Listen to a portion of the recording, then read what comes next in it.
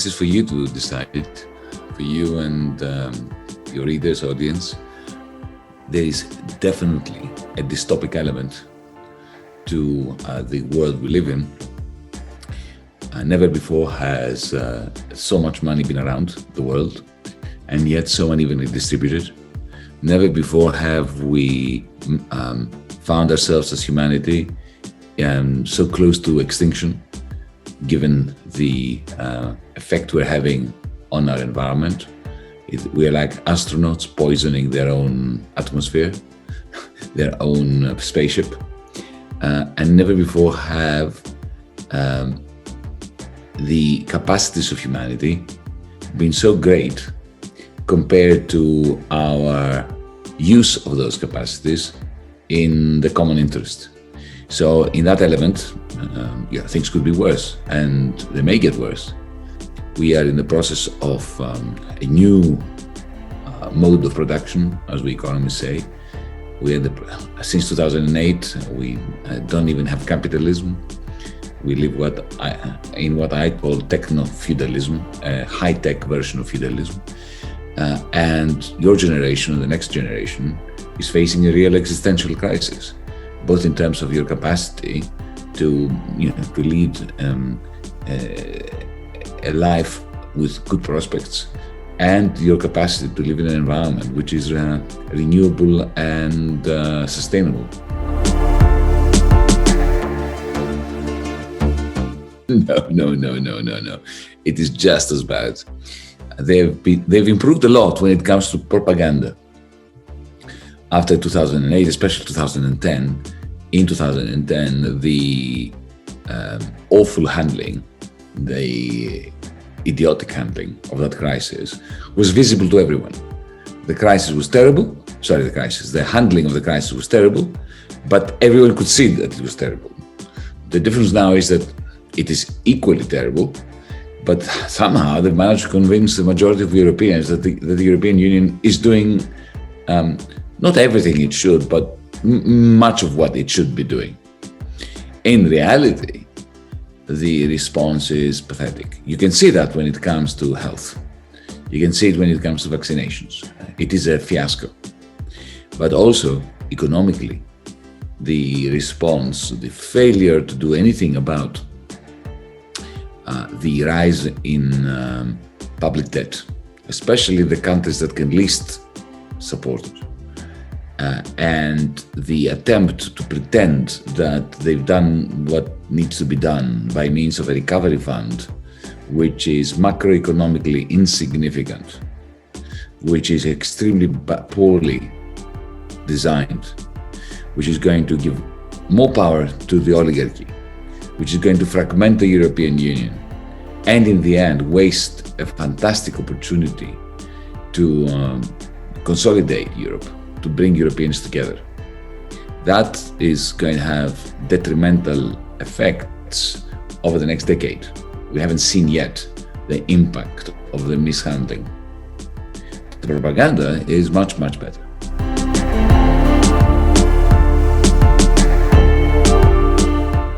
Oh, goodness knows. The impact is already progressing, evolving, but in short, it's going to be further fragmentation of the European Union.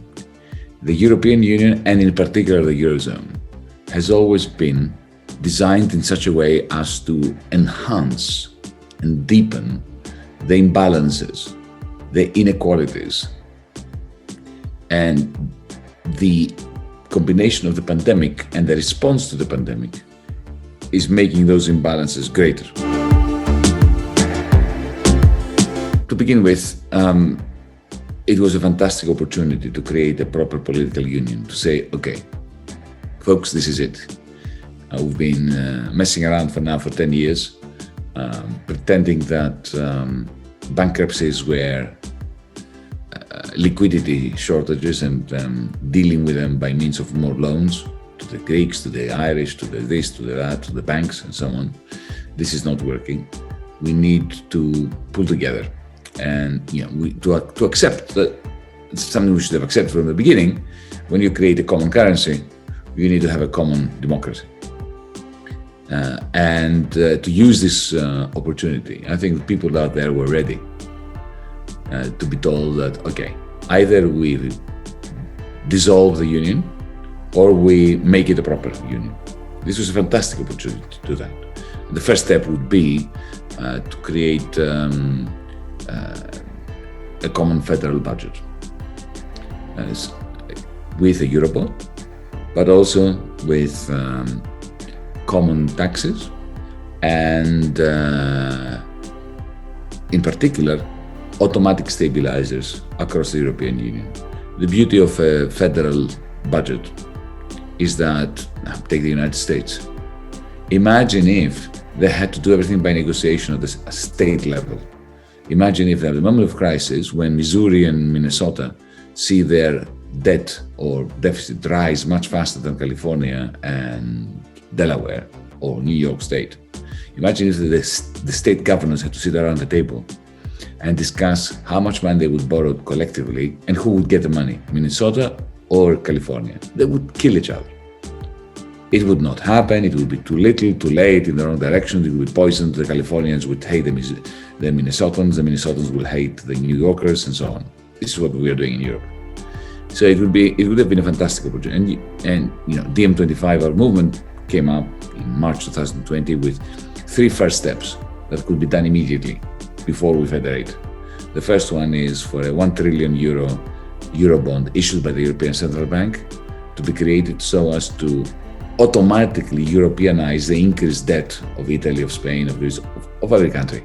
Whatever additional debt emerges as a result of COVID-19, this should become part of the European Union debt by means of a bond issued by the European Central Bank, because the European Central Bank is the only serious institution we have. The second thing we proposed was a massive, serious Green New Deal, what Joe Biden is now proposing for the United States, that could be carried out with existing institutions. The European Investment Bank could be given the green light to issue bonds up to 5% of GDP every year, 500, 600 billion every year, and put it into a green energy union. And have the European Central Bank say, just one announcement, that if needs be, it will support those European Investment Bank bonds. And that would mean that they would sell like pieces of hot cake. And the third thing, universal basic income, just even for in one dose. Give every European 2,000 euros. It would have been 750 billion, nothing compared to what they are printing to give it to the banks, to give the corporations. So these are things that we could have done. But of course, there was no political will to do them.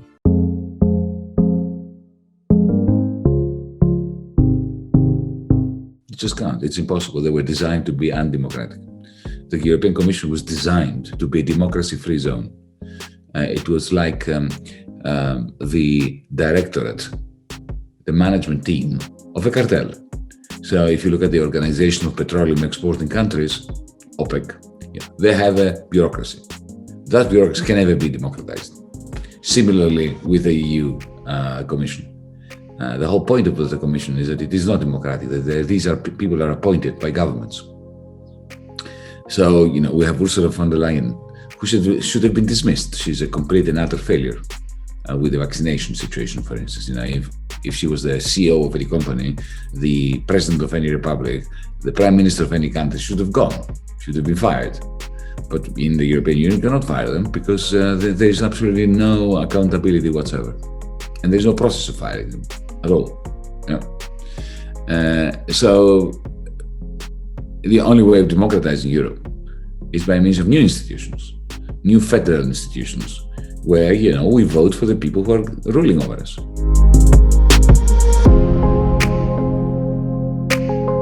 There is, as long as it transcends itself. It cannot be reformed by, doing a little bit here and a little bit there, and adding a little bit of democracy here and a little bit of democracy there. We need to replace the European Commission and the European Council with the federal government. That, it could happen if we all decided that we're going to do that. But we need to be radical. We need to move in that direction. It is completely perfect sense. The Central Bank of Europe, the ECB, they have a governing council comprising the heads of the national banks. right? That's okay.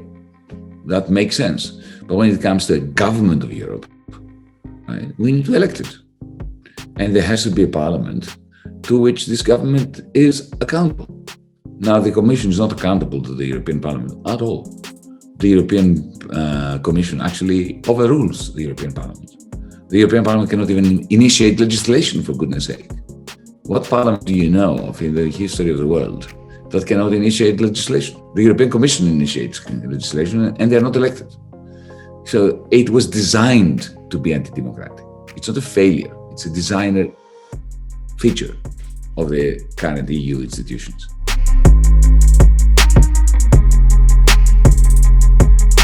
Inevitable, because, I joined that government and I joined Alexis Tsipras for us to hold the line, for us to not accept another credit card by which to pretend that we were not bankrupt.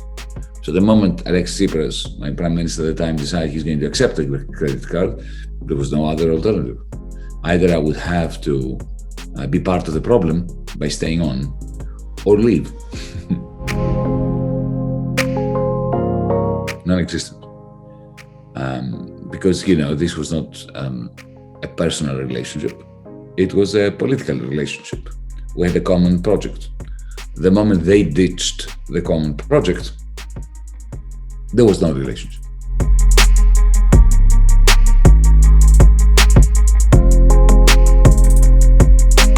He has all my support in fighting Vox in Madrid and everywhere else. I think the wrong decision was to have entered the government. And if I may, I've already criticized the past Podemos and Pablo personally for tactical and strategic mistakes well before that.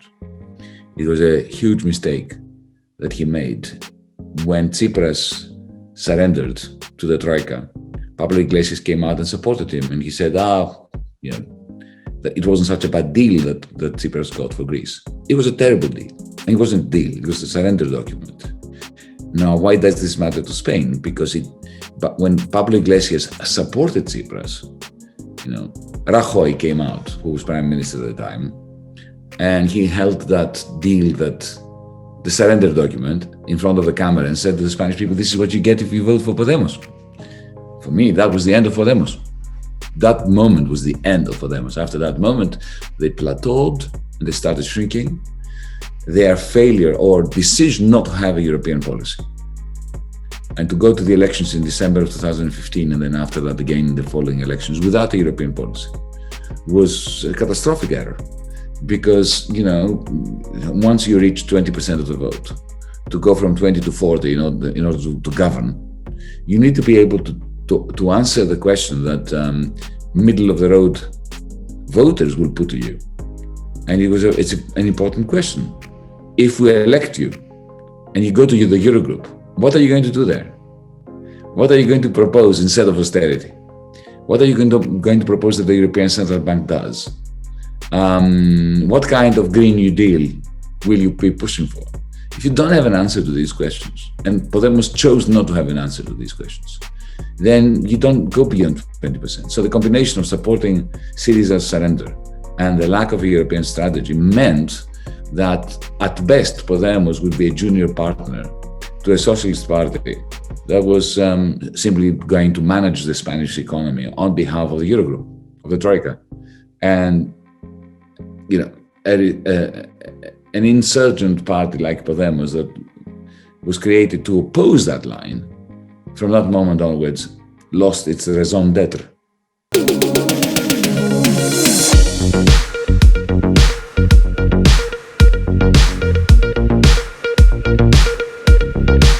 Well, I'm ashamed that there are political prisoners in Europe.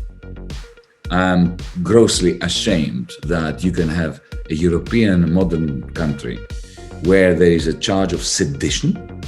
Sedition, my goodness, in 2021. There's no such thing in a democracy. I can believe anything I want. I can propose that we should turn Greece into a monarchy. I mean, if I go completely mad, I can propose that. I can propose that we vote to disband Parliament. I would be an idiot and dangerous, but being imprisoned for these beliefs because of sedition, when you have Vox running around freely, to have political prisoners because they want Catalonia to be independent, that is madness. And for the European Union to lift its arms up in the air and say, this is not our concern, this is a Spanish matter. It's like telling Orban in Hungary or the fascists in Poland that, they can do anything they want. It's not a European matter, political rights. So let's be clear. Spain must grow up. And the notion of political prisoners is not consistent with a democratic European country. Now, regarding independence, I don't have a view about Catalan independence. I believe that Catalans have the right to decide for themselves. I believe that the Catalan independence movement have done enough to justify a binding referendum, and then they can decide democratically what they want to do. I mean, look at Scotland. I mean, in Scotland, an independence movement forced a referendum. If London had sent in the troops, the army, which is what Spain did, Madrid did, and imprisoned members of the Scottish National Party and Scottish members of Parliament, imagine the situation in Britain today. This is unbelievable.